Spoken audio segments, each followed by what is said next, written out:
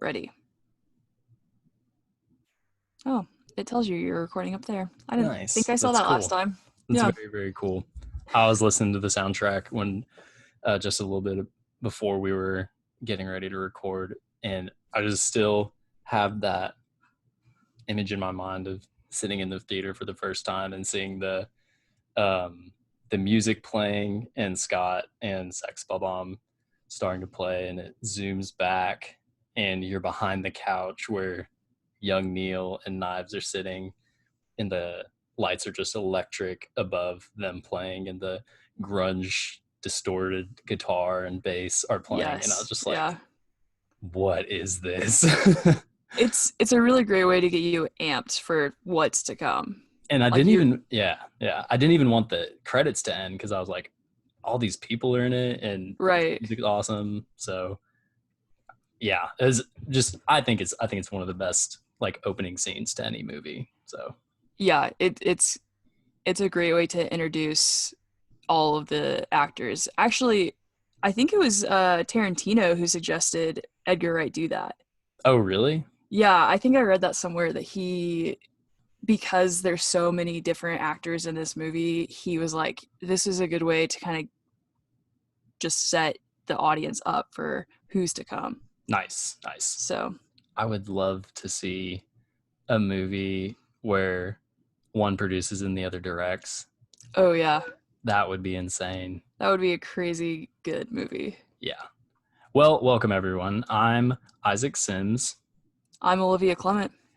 This is Flyover Film Show, a podcast about movies from the perspectives of two people who live in places oft forgotten by Hollywood. We keep up with the goings on in Hollywood, but remain very much grounded in Midwest America. And although we can't and although we can't just up and move to LA, we can still share our love for movies with our friends and neighbors. That's right. We are big fans of movies. I would say we're big fans. Huge fans. Huge fans. Yeah. Huge fans. I feel like Gigantic, massive fans. the biggest fans. Biggest fans. I don't want anyone to put us up against anyone else. It would be embarrassing for the other people. So. Yeah, we just know more. We do. So, Olivia, I thought before we jump into Scott Pilgrim, I thought we would just kind of share a little bit about our vision and motto and why we started this and what we hope comes from this. So you want to start us off with that real quick? Yeah, so this has been something that you and I have talked about for a year or so. Yeah, that's right. So for a long time we've been throwing around this idea of doing a podcast, and it's because we share a love for movies. I think that's part of the reason that you and I have remained such good friends after college, and really what bonded us in college, I think. Is that fair? I would totally agree. This is jumping ahead a little bit, but one of the reasons we're doing Scott Pilgrim is it was the first good movie we watched together. The first actual movie we watched together, we realized was Suicide Squad. Yeah, but the thing is both of us had forgotten about that. And rightly so. Yeah, we had rightly so forgotten about seeing Suicide Squad together. Like what a flick. Yeah, we saw that almost a year before we watched Scott Pilgrim together.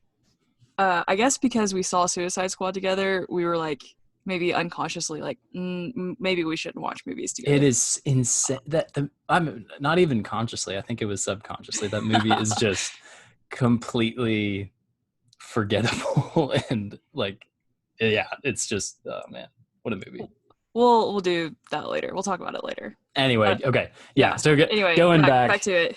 Yeah. So we had talked about this for a little bit, and it's kind of crazy because I had started writing about movies for fun, and I've been like just logging stuff like crazy in my letterbox the last year and a half or so.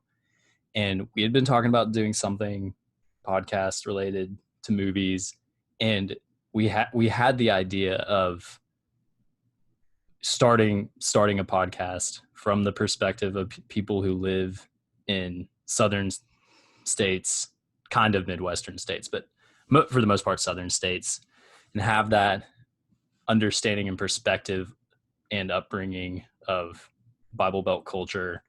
And so our approach to this podcast and the movies that we'll be covering is not entirely academic, but it's just a weird hybrid of academia and personal taste, and also referencing like the very important factors that influence these films from Hollywood and as they're produced. So yeah.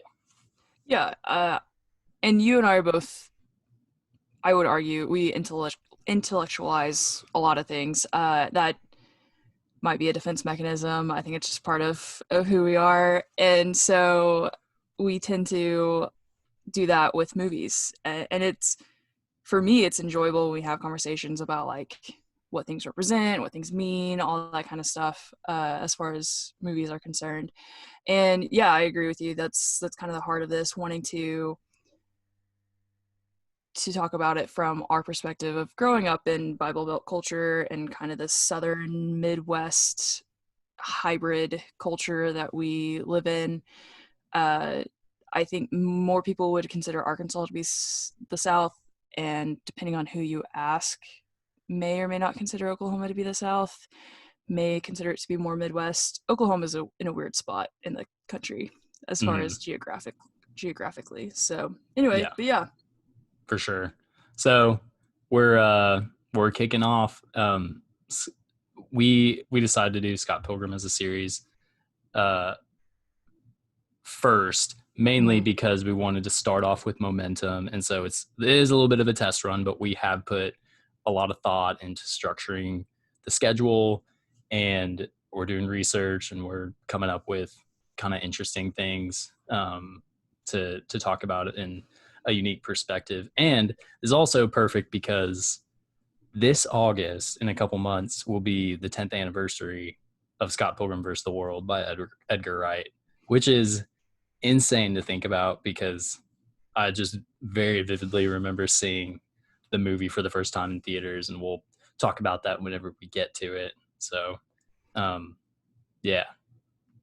Yeah. Do we want to go ahead and dive in, talk about maybe what Scott Pilgrim is about, like the movie for anyone who hasn't seen it or it's been a while? Yeah, I think that's a great idea. You want to kick us off there? Yeah, so Scott Pilgrim versus the World is about a 22-year-old guy named Scott Pilgrim. He is dating this girl, but then has a dream about another girl, and her name's Ramona, and he becomes infatuated with her. And he starts dating Ramona Flowers and finds out that he has to defeat her 7 evil exes in order to stay with her, to date her. So the story follows him as he tries to defeat her 7 evil exes, and he's in a band, and that's part of the storyline as well. His band's trying to make it big and get a, it's kind of like the B plot line of this movie. They're trying to get a record deal with this guy named G-Man, who, spoiler alert, he is the big boss, the big boyfriend at This the is the end that he real has to quick. defeat.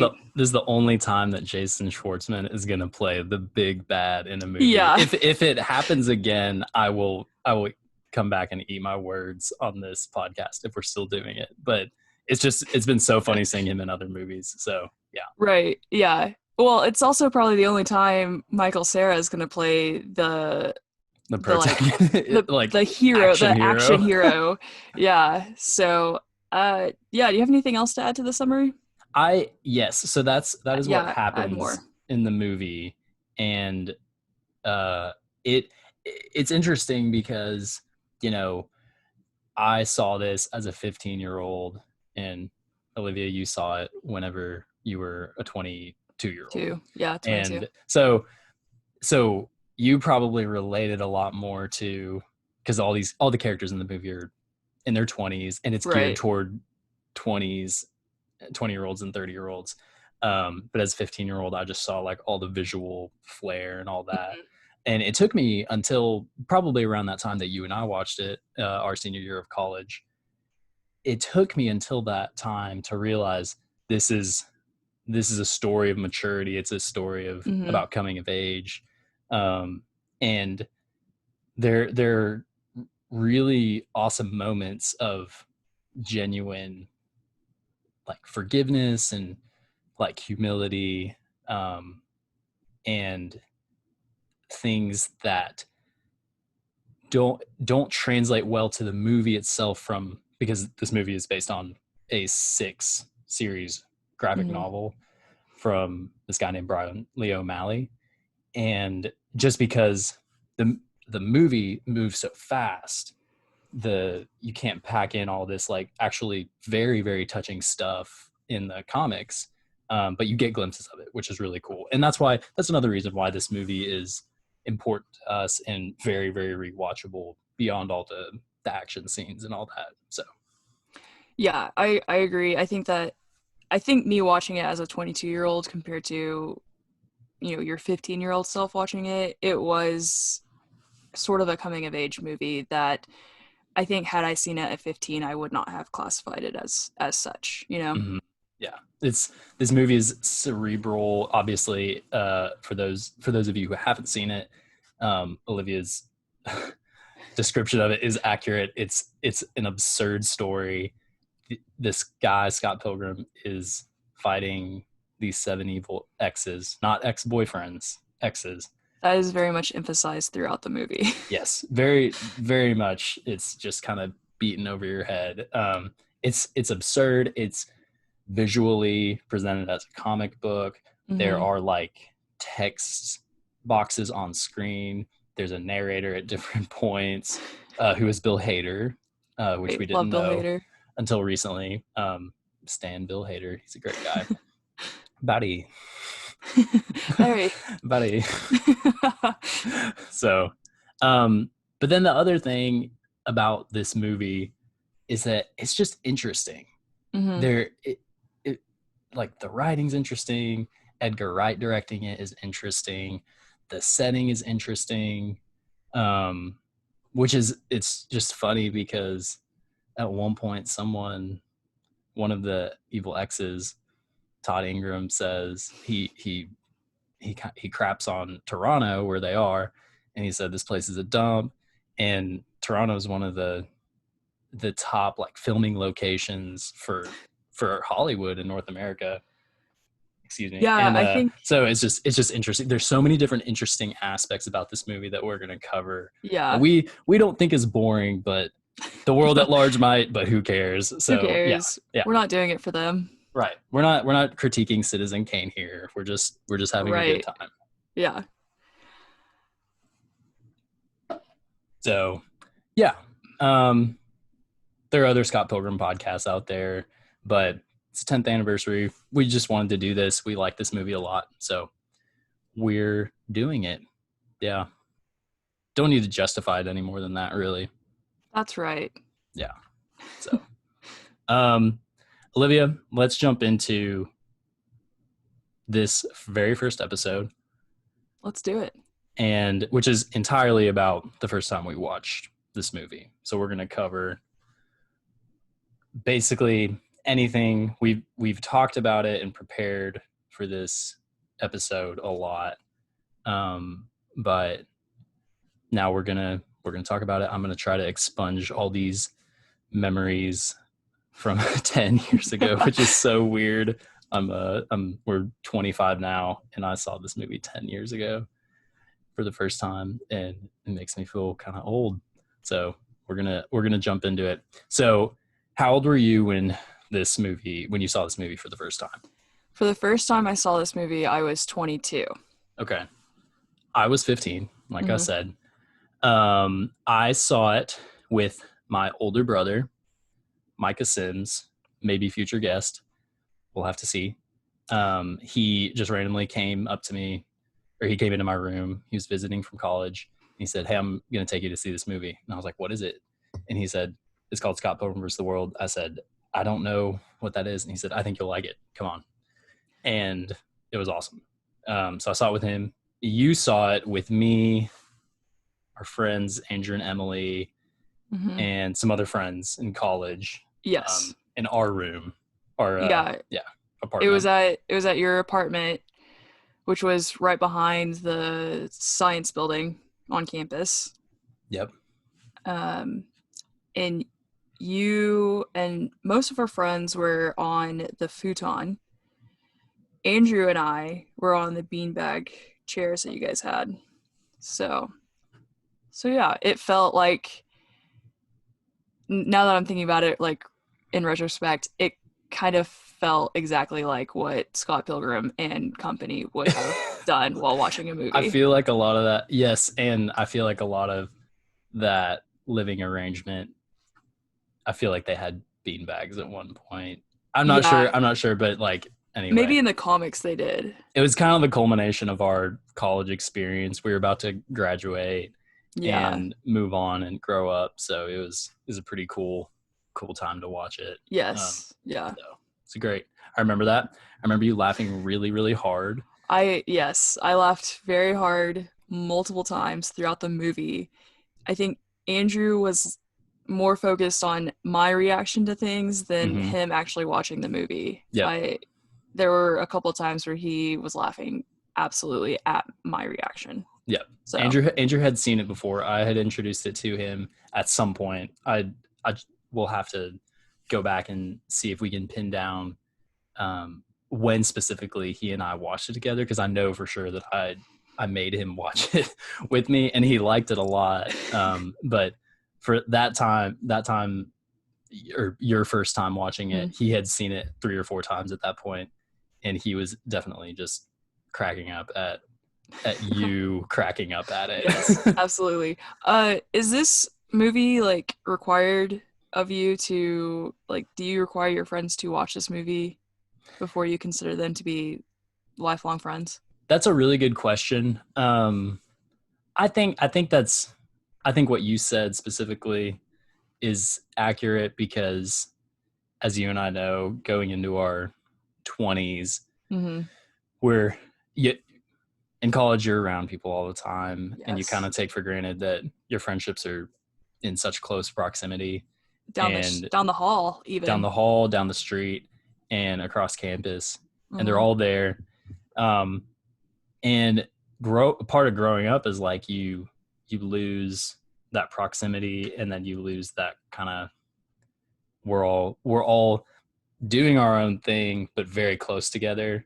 Right. People move away, and so friendship just becomes kind of just a lot more difficult to come by, and so you kind of hold Yeah. on to those friendships closer and tighter. And so to answer your question, yes and no, because like I don't talk about this movie with a lot of people because it is so zany, and a lot of people that I do talk to it about and who ask me, who like go down that rabbit hole of asking me what are your favorite movies or what's your favorite movie, I say, well, it's one of these. Yes, defeat 7 evil X's, and I can just see them changing the radio station to something else and looking for someone else to talk to. So yeah. Yeah, it's always interesting to like talk about this movie with someone to determine like, okay, you're either gonna love it or you're gonna hate it. It's either Which right yeah, up your alley or you don't even want to go down that street. yeah, which is a great way, or great way to segue into this kind of next portion.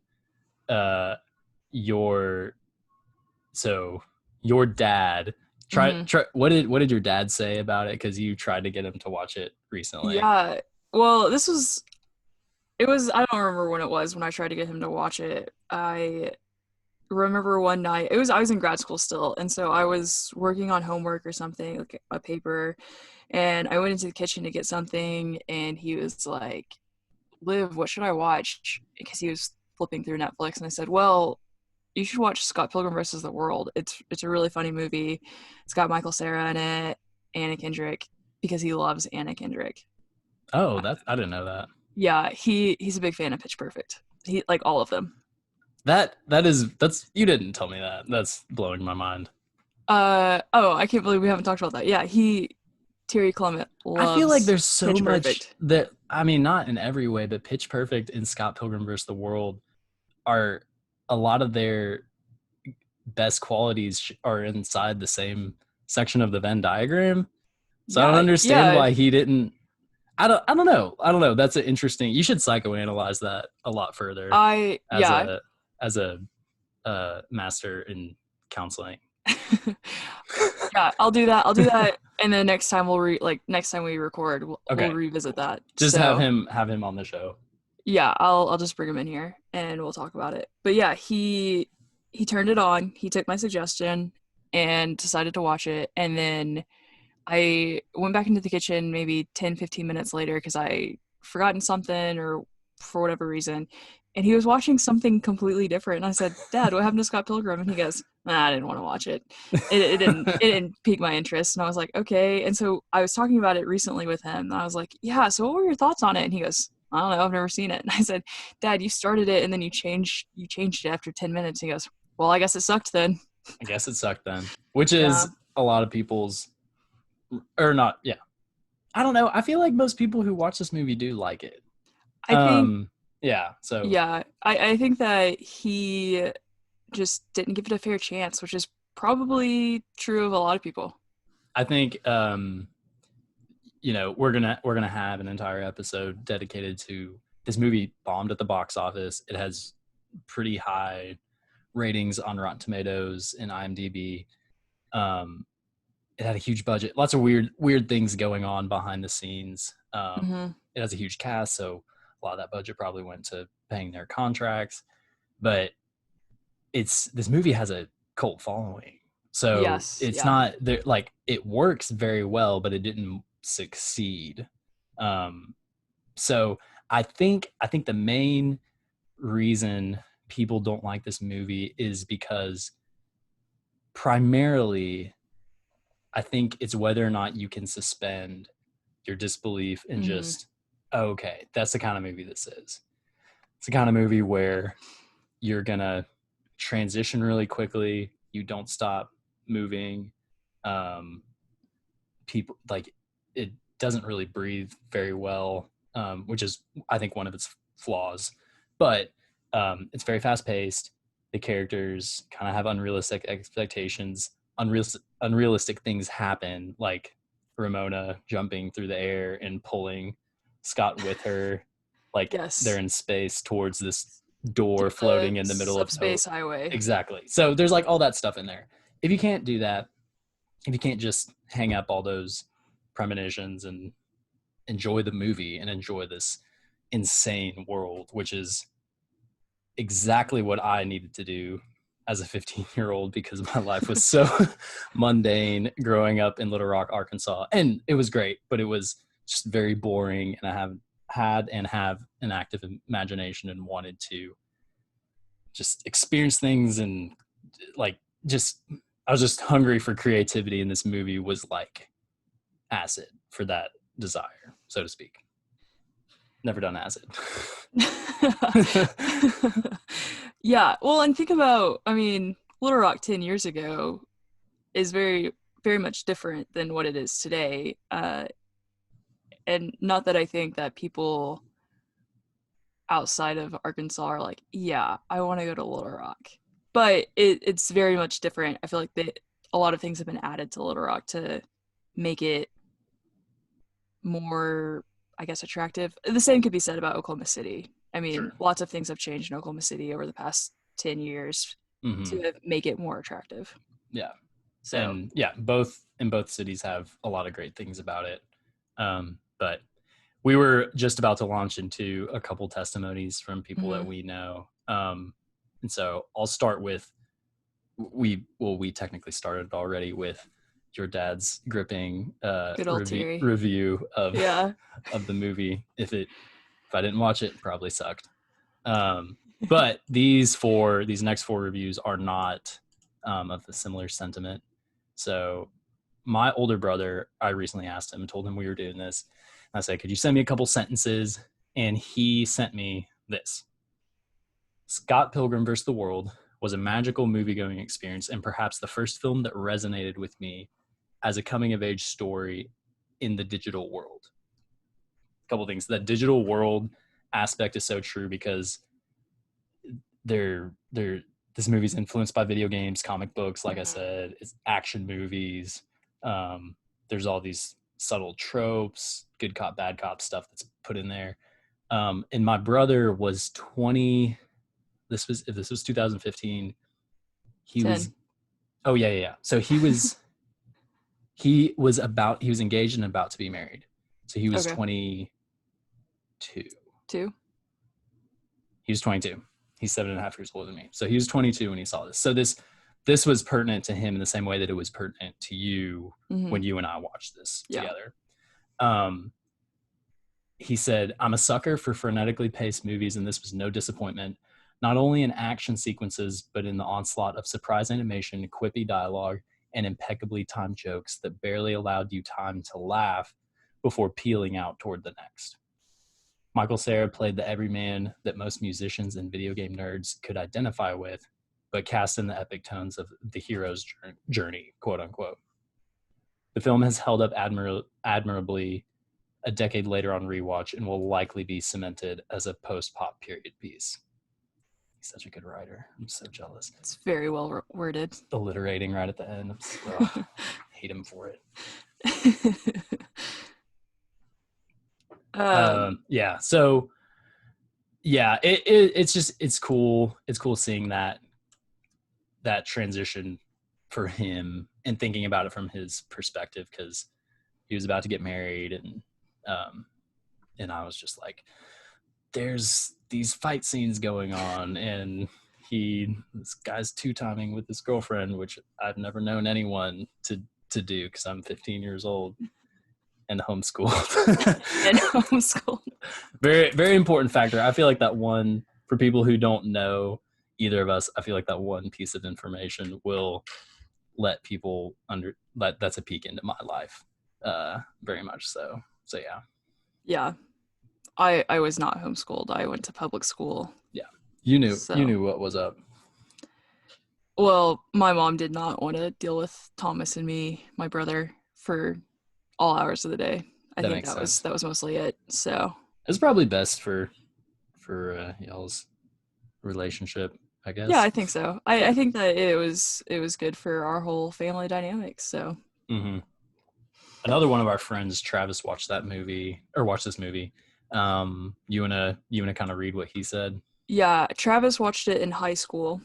Okay. And he said, Scott Pilgrim vs. the World is an incredible blend of masterful cinematography, refreshing pop arcade design overlays, entrancing music integration, and original crowd-pleasing interactive humor based on navigating the struggles of various courtship processes and the friend zones for those left behind. All of that was one sentence. Yeah, let's take a breath real quick. Yeah. Yeah. But I think that all of it is very true, and I agree with his sentiment and his feelings towards it. I think that he very well captured I think maybe what Edgar Wright was going for. I think it's interesting that he mentioned the friend zones, because that's not one of the things that most people remember from this movie, but I guess he might be identifying with Kim Pine, who is played by Allison Pill. Right. And she's one of Scott's ex-girlfriends, but they dated in high school. Mm-hmm. And she has a moderately important role in the movie, but she's still definitely angry at Scott, and Scott is just oblivious, like a lot of guys are, to girls' feelings, and oblivious to the fact that she's still upset with him, and he's dating other girls in front of her and all that stuff. So I feel like Travis might be, I don't know, whatever, might be identifying with her. So I'll have to check fine. back in on He's that. engaged. That's engaged. true. He's happy. He's happy. Yeah, so. he's thriving. He just graduated. He's doing great. Yeah, proud of you, Travis. Good job, Travis. First shout out on Flyover Film Show goes to Travis Long in Dallas, Texas, of Conway, Arkansas. Another one of my friends, Eric, who you went to high school with. I did go to high school with Eric. Yeah. I've known Eric for a while now. Good guy. He's a good guy. We might have him on the show as well. He said, I saw Scott Pilgrim when it originally came out in theaters. It was unlike any other story I had seen. 10 years later, it's still one of my favorite movies ever. It's true. It's in his top 4 on Letterboxd. He and I follow each other. He said it's the best and only romantic comic book action packed musical comedy movie of all time. I watch it close to once every month, and I've never gotten tired of it, which is a gripping testimony and That very true. Yeah, that is a gripping testimony. Yeah. Also, I never thought about the fact that it really is the only romantic comic book action-packed musical comedy. Mm-hmm. Yeah, no, it is true. That assessment's true. What Travis said about friend zones is true.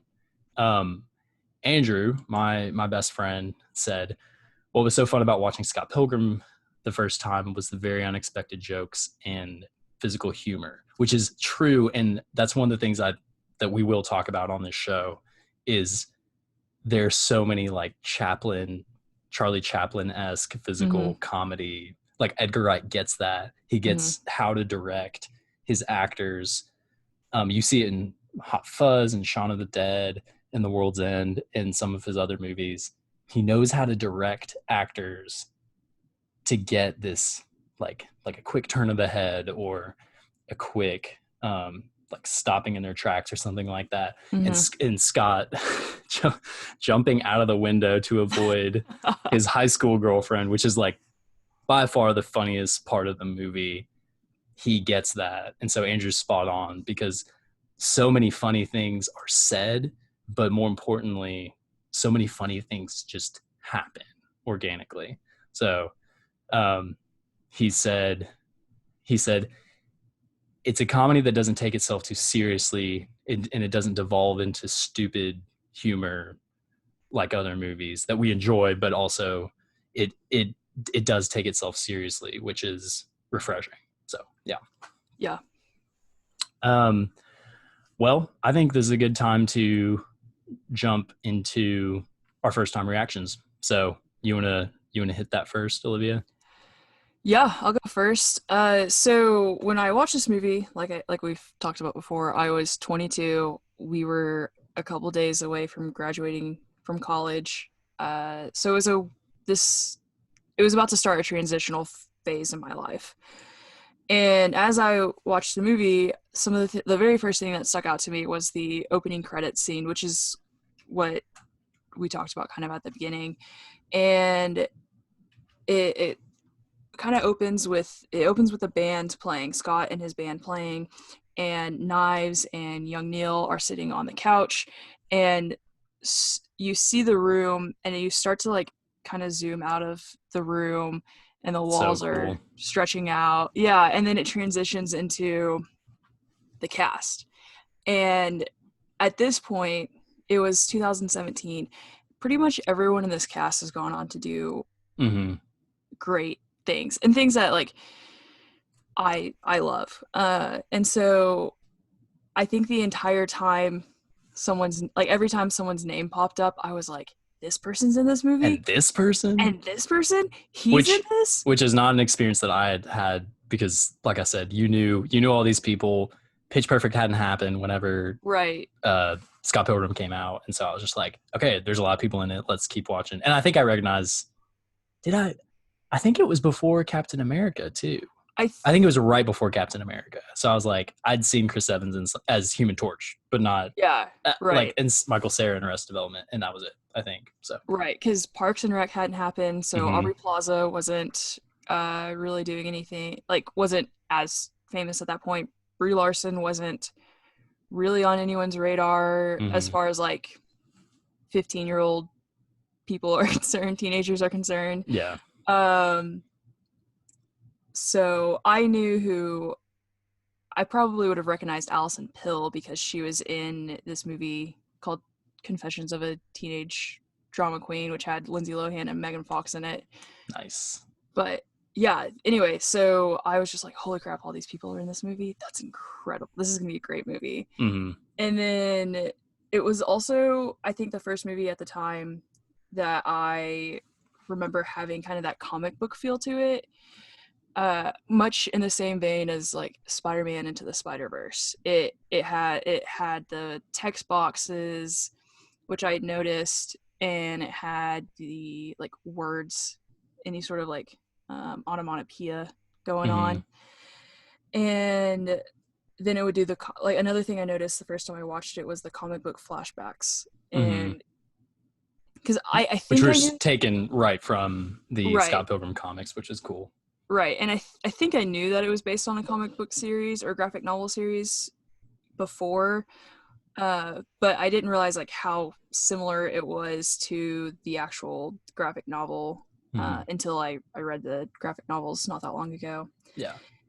Um, and the humor was right up right up my alley. I think I would have appreciated it as a 15-year-old had I watched it when it came out, Mm-hmm. but 22-year-old Liv and current Liv really just appreciates it. It's Yeah, I was just as far as the humor goes, I would quote the "I'm in lesbians with you" to all of my, like, I'd go up to my guy friends and just grab mhm, them on the shoulders and be like really sincere and just say, "I'm in lesbians with you," and just to, because a lot of my friends were a lot more conservative mhm. than I was, and they just go what, and like get all defensive, and I'd be like, relax, come on. And so yeah, it was fun. I I'm in lesbians with you. I really, really mean I it. really really mean it. Yeah, The go ahead. Everything that you said was very, like, just very much what I remembered. I remembered the opening scene was just electric. Mhm. How I remember Scott jumping out the window. The the actually at one point I watched this movie with my dad. This wasn't not the first time. The first time was just Micah and I.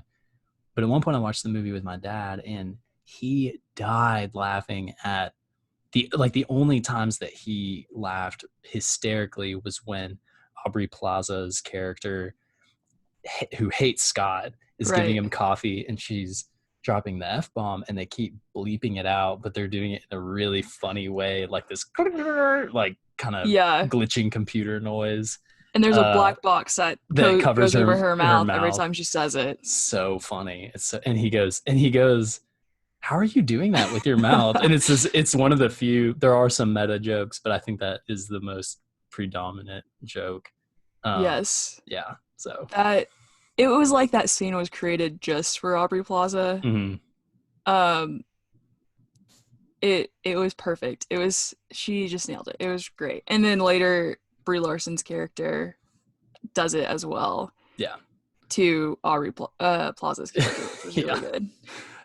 We are definitely gonna, in one of our episodes or upcoming episodes on this series, we're gonna draw this very detailed, complex um, word history of where each character was, what they were about to go do, all that stuff for anyone who's interested in that.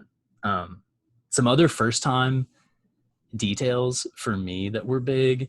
I bought one of Metric's albums because of the scene with Envy and Todd, who's played by Brandon Ruth, and Scott realizes that his ex is dating one of Ramona's exes, and there's going to be this new dynamic of just insane awkwardness between them, and which I think is the best scene of the movie, where they are all sitting on the couch, they're invited backstage, and it's just horribly awkward, It's so awkward. and Knives is completely unaware, or no, or she's aware, but she is acting like a high schooler and just Right. asking Envy about all this stuff, and then ends up alluding to the fact that she dated Scott too. And it's just, and then she gets the highlights punched out of her hair, and it's so funny and so ridiculous. So One of so the yeah, one of that the that band Metric, I don't know if they're still making anything, but I bought one of their albums because of it. It's really good. one of the funniest like lines from that scene is when Knives gets she like it all clicks for her. Like she knew going into the back room that Scott had dated Envy, and it clicks for her. She goes, "Oh my gosh, I've kissed the lips that have kissed yours," And then she and just turns and to they just Brandon Ruth all and turn nods. Yep. and they just all turn at her like, "How dare you Yep. speak to us right now?" Yeah. It's so Um, funny. That's And when then she turns yeah. to Todd and nods, and he just stands up and smacks her in the mouth, which is so funny because like I we need to keep it moving, but like Yes. I feel like Brandon Ruth should have been like him and Jason Schwartzman's roles.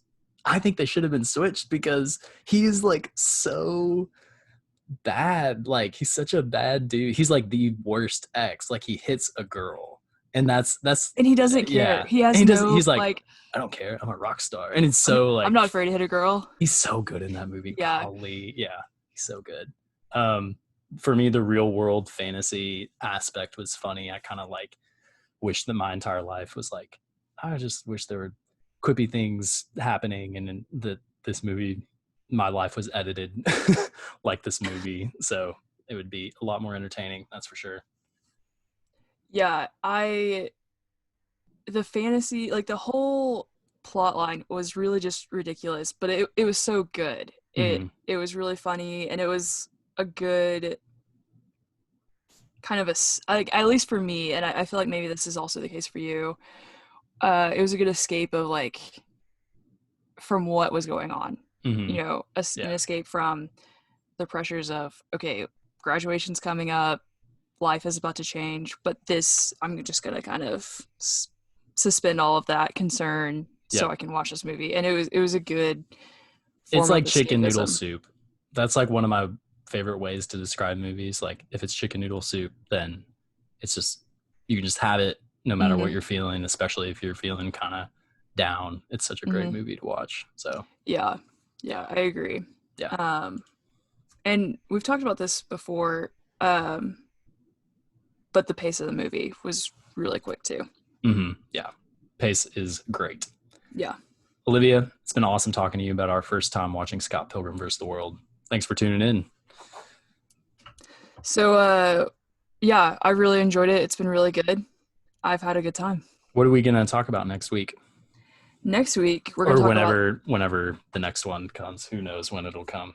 yeah, we'll figure that out. Yeah. It's anyway, the next episode will be about the reception of Scott Pilgrim versus the World. What, like how it did poorly at the box office, what else was going on in 2010, what Edgar Wright was doing and moving on to, and just kind of what 2010 looked like in general. It'd be interesting to see if we can find some stuff like from our own lives that we could like, oh, this also happened in my life in 2010. I think that would be interesting. Oh yeah, yeah, I think that would be fun to talk about that as Some well. some memorabilia we could tweet Yes. or Yes. share or something. Share. Yeah. Yes. Looking forward to it. Well, to our listeners, if you've made it this far, thank you so much for listening. Please remember to rate, review, subscribe wherever you're listening. Share with your friends if you know someone who loves Scott Pilgrim and is kind of in need of some new content related to the movie 10 years later. If we get some reviews in the next week or so, we'll read them on the show, I guess. So, All right. Sounds awesome. this is Isaac signing off from Arkansas. This is Olivia signing off from Oklahoma. This has been Flyover Film Show. Peace out, Girl Scout. Peace out, Girl Scouts.